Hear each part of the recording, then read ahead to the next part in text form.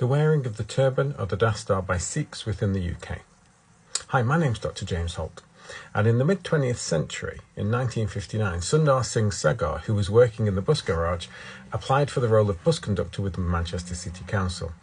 His initial application was refused because he wore a turban, or a dastar, and this would be against the uniform policy of the council. Sagar worked with the local Gurdwara to change the position of the council, and it took over 7 years. But on the 5th of October 1966, the council voted to overturn its decision and allow the wearing of turbans by Sikhs. By that point, Sagar was too old for the position, and in 1967, his nephew, Mukhtar Singh Pardesi, became the first turban bus conductor in Manchester. At the same time as Pardesi took up his role, Tarsum Singh Sandhu in Wolverhampton was sacked as a bus driver. Previously, he'd been clean-shaven, but had returned to work after a period of ill health. This led to marches and the division of the local community. Gurharpal Singh and Darshan Singh Tatler note that one letter to a Wolverhampton newspaper suggested that it was time they, the Sikhs, realised this is England, not India. After a threat of an elderly Sikh to immolate himself, the Indian High Commissioner Shanti Sarup Dewan became involved and made this a transnational issue that would have implications beyond Britain. On the 9th of April 1969, the Wolverhampton Council reversed its decision and allowed the wearing of the dastar.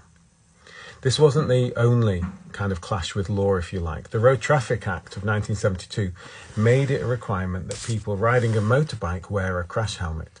Due to come into force on the 1st of June 1973, all efforts to gain an exemption for Sikhs wearing turbans or dastars were rebuffed. Baldev Singh Chahal took the government to court, claiming under the Race Relations Act that in failing to take account of Sikhs, they were contravening human rights. The initial appeal failed, reasoning that no one is being forced to ride a motorbike, and the issue at hand was that if a Sikh wanted to ride a motorbike, they were being prevented by their religion and not by law. This led to further discussion around issues of safety and the freedom of religion.